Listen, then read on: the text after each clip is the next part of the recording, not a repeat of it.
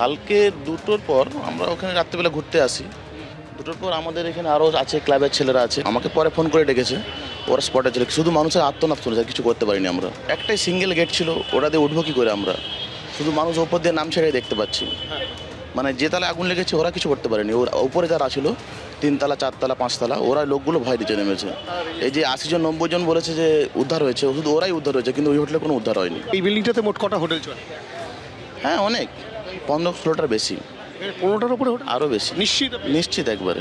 আচ্ছা, প্রতিটা ফ্লোরে করে আছে, হ্যাঁ। প্রতিটা ফ্লোরে 4টে করে হোটেল আছে, 4টে-5টে। এগুলো কি অগ্নি নির্বাপনের ব্যবস্থা নেই? মানে বিল্ডিংয়ে নেই তো, বিল্ডিংয়ে কোনো ফায়ার এর নেই।